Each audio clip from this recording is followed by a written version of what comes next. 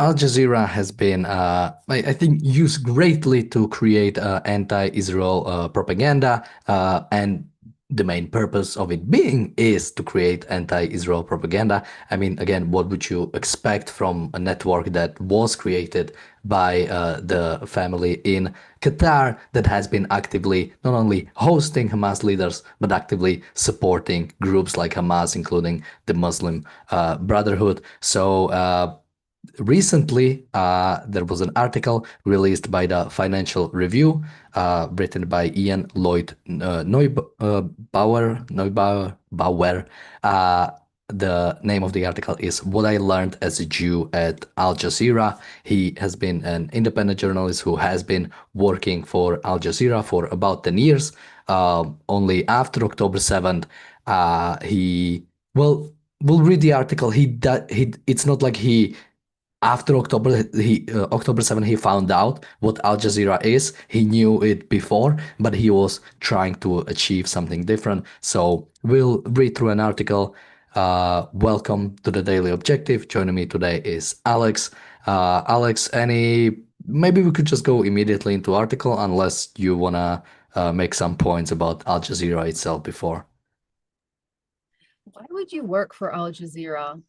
So, I mean, we don't like to call them just the family in Qatar. It is, His Majesty Al Thani, right? The Al Thani thug family who are at odds with all the other families out here in the Middle East. And I mean, kind of Al Jazeera literally means the peninsula, right?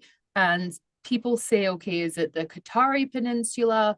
Is it the Arabian Peninsula? Because it's intriguing to me that Al Jazeera is banned in most of the Arab world, which of course, we don't consider to be freedom loving countries, right? We don't consider them to be countries that embrace freedoms. But I find it interesting that it is these kind of,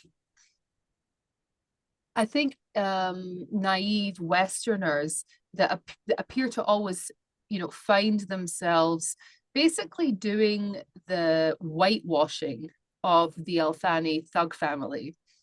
And it's always, it's always these kind of naive Westerners who put this sort of, I don't know, kind of glossy sheen on what it is that this is. I mean, this is just the official channel, the official, I don't know what to even say, the official narrative from this clan. It should just be called the Al Thani News Network, right? I mean, people just seem to not really care, not really ask any questions about who these people really are. Yeah, when this article was released recently, let me actually check the date. It was actually yesterday, so this is recent. But I've seen some articles from a past. I think one was on I think it's called Israel Hayem or something like that, news site in Israel, which was something similar. Jew working for Al Jazeera and his experiences. There was another one from like 8 years ago, so before October 7th, before a few more recent events. And uh, there was something you said that I wanted to go. Oh, and while researching this, I also found a Reddit post. Somebody was asking, "What do you think about Al Jazeera?" And Reddit mostly sort of like Western people, and it was like interesting to see like, oh. I like them because it's a local news source, so you get the more better information from like locally sourced. I think Al Jazeera itself was popularized or became like a big thing, I think, after the Iraq war or like during the Iraq war and Afghanistan war. And I found one more funny comment there. Somebody was saying, "When I'm not listening to democracy now, I'm listening to Al Jazeera," which I think is also very interesting thing. But yeah, okay, let's go into the article. We'll read a bit and then comment on it. So again, it's called What I Learned as a Jew at Al Jazeera. Getting stories published as a freelancer is never easy, so I was grateful for Al Jazeera's support. But that changed on October 7th, 2023. In the feature film, The Correspondent, award-winning Australian journalist Peter Grest is portrayed by Richard Roxburgh as a reporter working for Al Jazeera in Egypt who is imprisoned for simply doing his job for telling the news. But coverage of Al Jazeera generally omits its controversial history since it was founded in 1996 by the Qatari royal family. Al Jazeera made its reputation after the attacks of September 11, 2001, doing frontline reporting from the wars in Afghanistan and Iraq. But it is not an independent TV network. It is a project that serves the Qatari leadership and shapes Arab public opinion. Qatar backs the extremist Muslim Brotherhood, and Al Jazeera has been banned for incitement in Arab countries, including Egypt, Jordan, and Saudi Arabia. So I think we've pretty much covered exactly what he said. So this is something, again, I think like the big question should be why would somebody want to work for Al Jazeera, let alone somebody who is, let's say, of Jewish descent, somebody who lives, I'm not sure if this person lives Israel. This specific website is a Australian news network, so I'm not sure if he actually lives in Israel. But yeah, it's, I think that one of the main points that I think I would make in this episode is this idea of Ayn Rand called the sanction of the victim. And this person who's written that article later goes into talking about why he did. But basically, the idea of it is that you have this like actual evil network. You have this network that has been spreading like straight up lies against Israel. Even, I mean, one thing that gets brought up later is Al Jazeera's official story is still when the bombing of the hospital happened early into the war. Al Jazeera's story is still that 500 people died there and it was done by Israel. That's still sort of like the official Al Jazeera story. So we are not even talking about like misdirection that sometimes is done by media, like reporting Hamas numbers. We are talking about like straight up lies. This is what Al Jazeera is, yet this person has been working for them before October 7 while knowing about that. Yeah, Alex, what do you make of that? When I hear something like that, I naturally assume that they're working for an intelligence agency, right? That's naturally what I would think, right? Is that, oh, they were working there to gather information. Because, I mean, traditionally, the Al Jazeera used to be the way that the United States, specifically, I would say kind of specifically the CIA, would communicate with the jihadis. You know, I mean, when you're in a war like the United States was with Iraq, well, I want to just say the greater war on terror, right?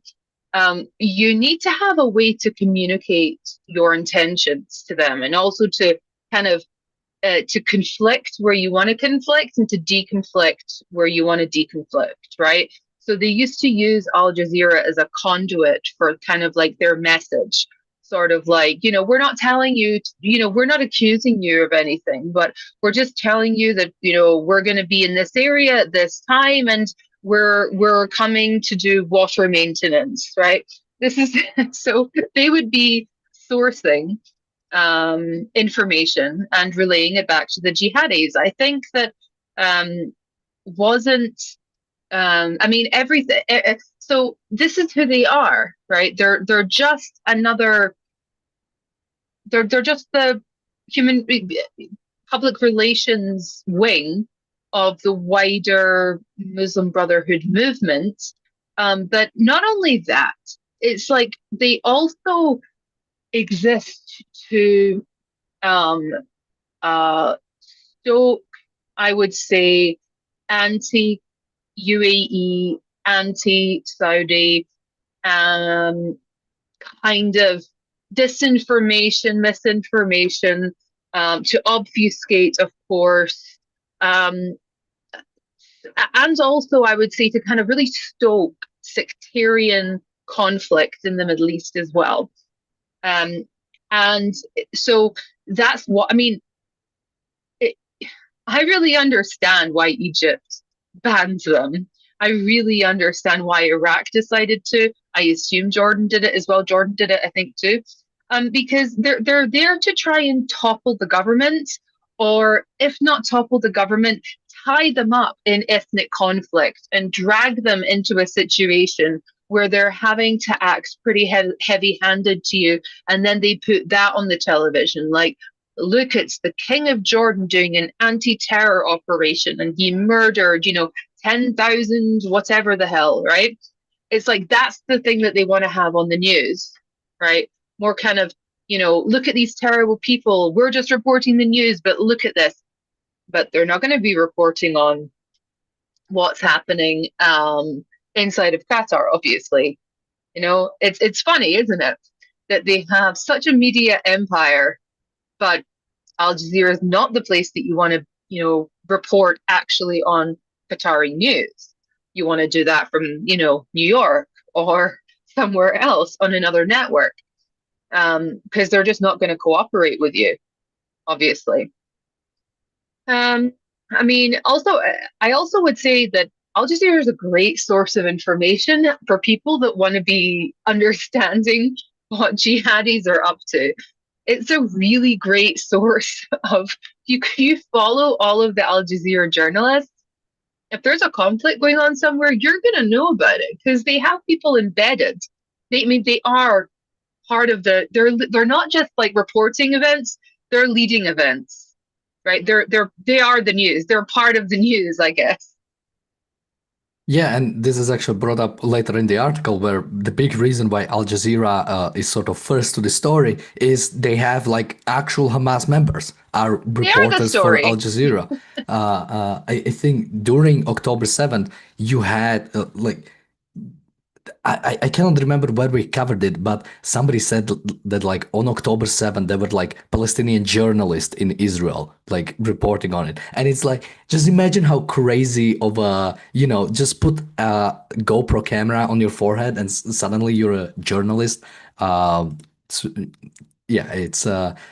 have a super chat from Paul Zeus. Thank you so much. Somebody is asking if actually a Jew works for Al Jazeera. So this person, basically a freelancer who has done stories for Al Jazeera in the past. Now he focused mainly, I think I'll read in a bit, he focused mainly on the sort of like Pacific, because I think he lives in that region. So he covered stories there.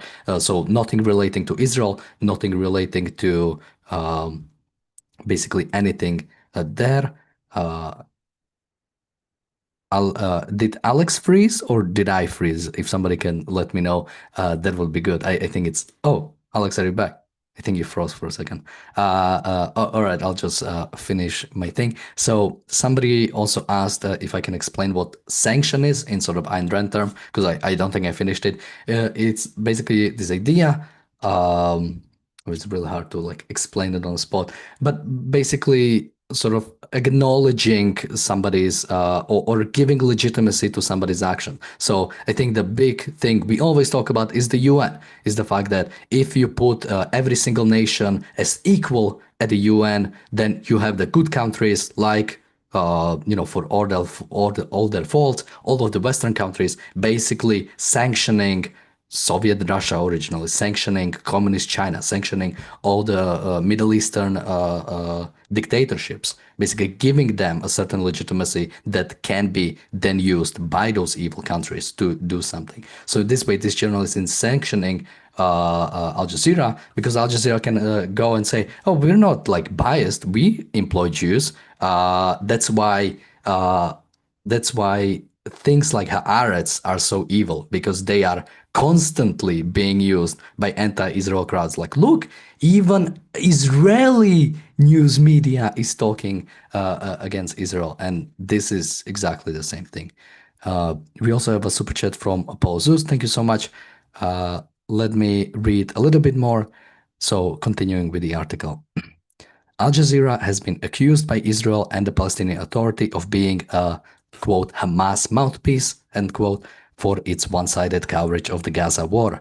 I have some insight into the news group that is backed by the royal family of Qatar, which allows Hamas political leaders to live and operate in its country. From 2013 to 2023, I was a freelance contributor for Al Jazeera, covering Asia, Australia, and the South Pacific. from a photo of essay of children as young as 8 living and working in horrific conditions at a smoldering rubbish dump in East Timor to an investigation into child sex abuse at a yeshiva, college, and ultra-Orthodox Jewish day school in Melbourne that I attended. The Qatari news group published some of the most important work of my career. Getting stories published as a freelancer is never easy, so I was grateful for Al Jazeera's support, but that changed on October 7, when the network unleashed its soft power against Israel and became the standard bearer in the global information war against the Jews. And this is exactly this kind of sanction, right?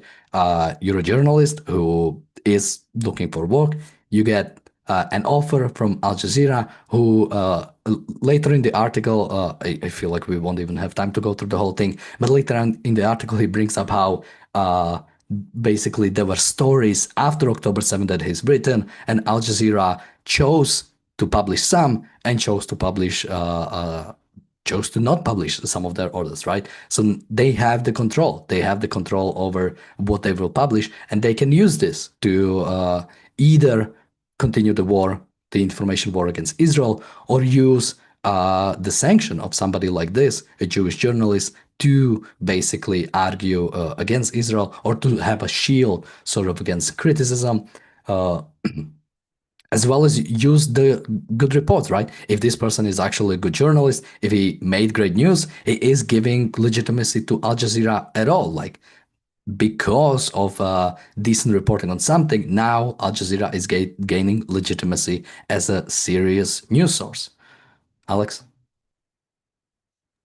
I think also, like, the kind of the way that they're beginning this, the way that they sort of begin this like article is they talk about a film, The Correspondent. I didn't actually know about it, but the way it's just very funny is that they portrayed this journalist as a guy that was just in Egypt simply doing his job. Well, was he? I mean, was that what he was doing, or was he there trying to collapse the government, right? Trying to incite riots by doing all this anti-CC. Not that I support CC, okay, but I find it. I mean, you're there quite literally to be the mouthpiece of the terrorist organization, the Muslim Brotherhood, who Egypt declared a terrorist organization. So it's not as if you've just been locked up arbitrarily for doing your job. Now, I know that in Egypt, they are very heavy-handed when it comes to journalists. So whatever, if any violence occurred to him, I completely condemn that, in the strongest possible terms. But to portray him as if he was somebody who's just being, just being a conscientious journalist, just reporting the facts on the ground, I find that to be extremely duplicitous.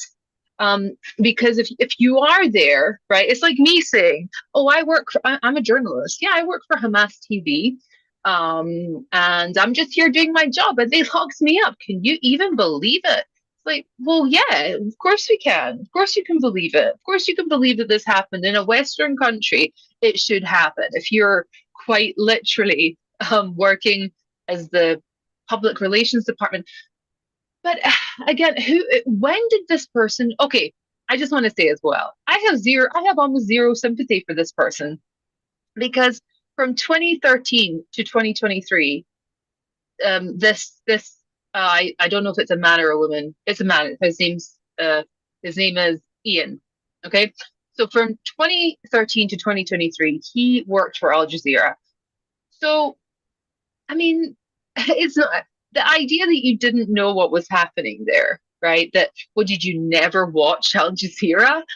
Do you even, I mean, even just, did they never say to themselves, "Oh, I wonder what Al Jazeera is showing in Arabic"? You're right. I mean, I wonder what it is that they're doing there. No, no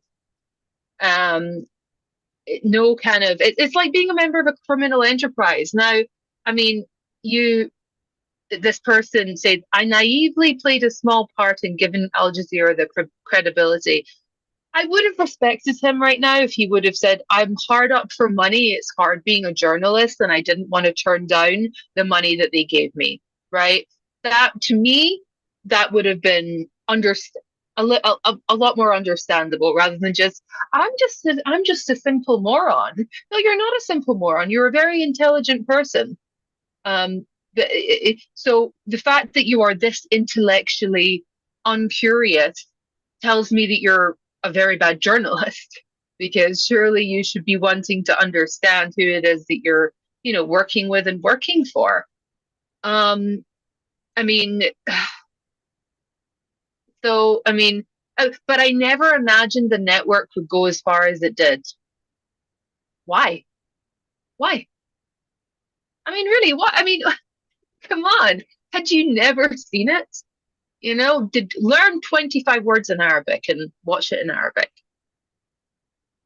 Yeah, I mean, again, this sort of like this idea that I never would have expected them to go so far. It shows like one absolute evasion, sort of like trying to ignore. Absolute classic evasion. Yeah, and two, like this lack of seriousness for ideas. It's Yeah. it's like being, in the 30s Germany, and I said, oh, I thought we're just being like anti-Semitic. I didn't think they would actually, go and kill Jews. I thought we're just like having fun with them. Like Yeah, it's totally. It's ridiculous. like, Like yeah, things get. I just worked for Pravda. Big deal. I just thought they were a newspaper. It's like, We also have a super chat from Apollo Zeus. Thank you so much. A super chat from Jonathan. Thank you so much. Another super chat from Apollo Zeus. Thank you. Super chat from Bonnie. Thank you so much. And Apollo actually asked, should Al Jazeera be banned in the UK? Uh, I, I mean, that's interesting. Like, I think Russia Today currently banned yeah, in the UK? yes. Listen, okay, come on, guys. Again, this is the problem with this. This is by calling them a news organization, it sanctions them as a news Yeah. organization. If you call them what they really are, which is the public relations department for the Muslim Brotherhood and prescribed terrorist organization, then I feel that you can say absolutely, yeah, well, I mean, yes, absolutely, of course. Again, it is, okay, it's a little bit like, the truth is absolutely not a melting disembodied context, right? If I call myself a journalist, right, does it make me so if I work for a terrorist organization? No, these are just words. We understand what a journalist means, and they use this in the West because in the West we think of a journalist, we think of trying to think about a good journalist in the West. It is difficult, but we think of the traditional journalist with his notepad going around getting the stories, right? That's who we think about, cracking a story open. We might not agree with them, but we understand what they are. Even Walter Duranty, who I have zero respect for, the New York Times journalist that whitewashed the Ukrainian Holocaust. Even him, he was a journalist. He was reporting bullshit, but he was a journalist. These people are not journalists. They're just not. Come on.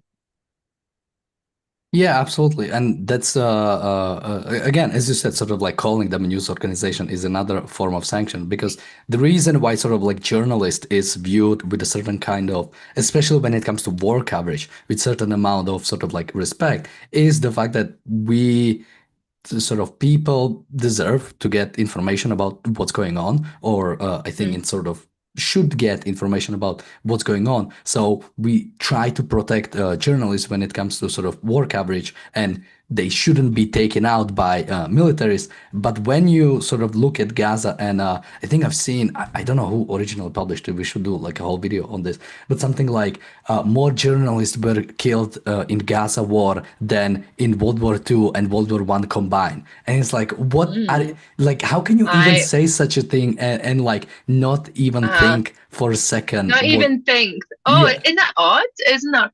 Well, I think that people as well don't really seem to understand how much of an effect they have on the wider news organizations. Because just today, I was trying to get information about what it is that's actually going on in Syria, because and it is so difficult to get actual information that is not based on the bullshit that's coming out from Al Jazeera. Because I mean, I can understand a journalist who's maybe in Syria who is passionate about being a journalist, but Al Jazeera may be the only, gig in town sometimes, right? And they may, I mean, I don't know how much they pay, but I imagine it's probably like for journalism there, it's probably pretty good. So we have this, they have their journalists, even sometimes that are freelancers, and they're sending out their information to the four corners of the earth, and then even it's getting put into our pro-Israel journalism and our because just because, like, let's say the situation in Syria, the Qataris have an objective there of some kind, and it may be that their objective might be on par with Israel's objective there, or on par with the Turkish objective there. But it doesn't mean that it's the truth. So that I want to understand what's actually happening. I don't want to have, the government's version of what's happening, or I mean, it's like, just because it's not anti-Semitic news, right, doesn't mean that it's true. You know what I'm saying? It's there's many different angles of what it is that the Qataris want to achieve from their quote unquote journalism, from their influence operation. And so it is extremely difficult to get real intelligence about what it is that's going on in Gaza. I rely on public information from social media posts, because that's how difficult. Because also, if you're a journalist, a real journalist in Gaza, then you're going to get roughed up by, like, if you're actually going to be telling the truth, then you're going to, you're going to have to almost like self-censor. It's not real censoring, because I guess maybe with Qatar it is real censoring, because I think you could call it self-censorship if there is like a threat of force on you, and because of that you I think. Well, there you go. So I mean, it's like, so you're self-censoring in order to produce your journalism. So you're getting this watered down version of reality out to people, even if you're not completely lying. And then we eat that. We think, oh, this is the news.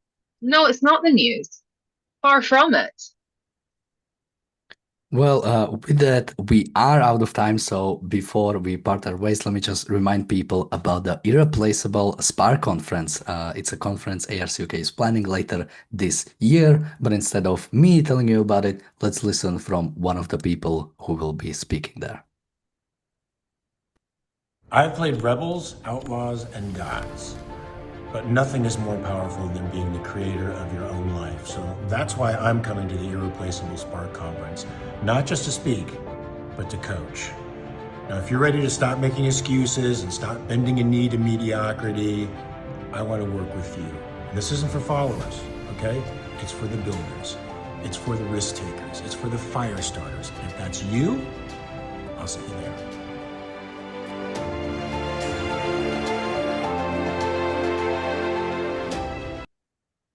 So that's objectivism.co.uk. You can find out more about it at the Irreplaceable Spark Conference later this year, October 25th and 26th.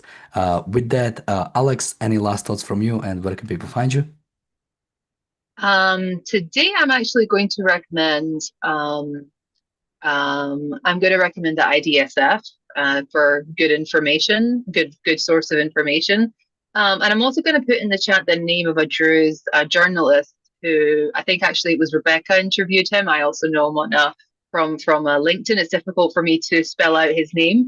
But I also recommend going there and having an idea about what it is that's actually going on in Syria, because I have a feeling that this is just the beginning. And I look forward to, maybe I'll do some investigations of my own, and maybe I'll come back to you with my I don't want to say diagnosis, but maybe my kind of, independent thought about what it is that's happening there. IDSF for Torah Worldwide, IDSF is Habitronistim.